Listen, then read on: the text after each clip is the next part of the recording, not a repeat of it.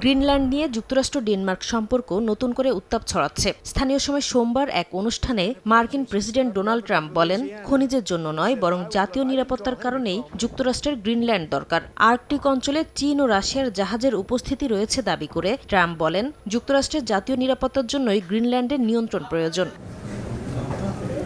এর একদিন আগে রোববার লুইজিয়ানা অঙ্গরাজ্যের রিপাবলিকান গভর্নর জেফ ল্যান্ড্রিকে গ্রিনল্যান্ড বিষয়ক দূত হিসেবে নিয়োগ দেন ট্রাম্প। বিবিসির বরাতে তিনি জানান, ডেনমার্কের অধীনে থাকা এই আধা স্বায়ত্তশাসিত অঞ্চলটিতে অভিযানের নেতৃত্ব দেবেন ল্যান্ড্রি। সামাজিক যোগাযোগ মাধ্যম এক্সে দেয়া এক পোস্টে গ্রিনল্যান্ডকে যুক্তরাষ্ট্রের অংশ করার এই কাজে নিয়োগ পাওয়া অত্যন্ত সম্মানের বলেও জানান সদ্য নিয়োগ পাওয়া গ্রিনল্যান্ড বিষয়ক ওই দূত।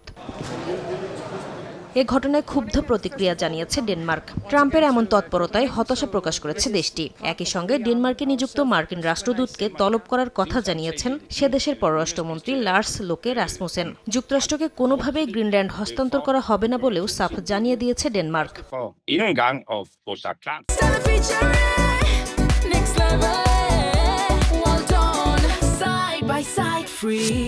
ডেনমার্কের আঞ্চলিক অখণ্ডতা ও সার্বভৌমত্বের প্রতি অঙ্গীকার পুনর্ব্যক্ত করেছে ইউরোপীয় ইউনিয়ন। সংস্থাটির মুখপাত্র জানান, ডেনমার্কের সার্বভৌমত্ব ও সীমান্তের অখণ্ডতা রক্ষা করা ইউরোপীয় ইউনিয়নের জন্য অত্যন্ত গুরুত্বপূর্ণ।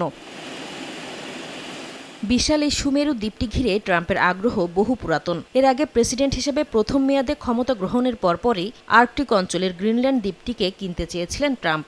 সে সময়ও তার আবদার ফিরিয়ে দিয়েছিল ডেনমার্ক। দ্বিতীয় মেয়াদে এসেও এ নিয়ে বেশ তোড়জোড় শুরু করেন ট্রাম্প। নাসরিন রুমি, সময় সংবাদ।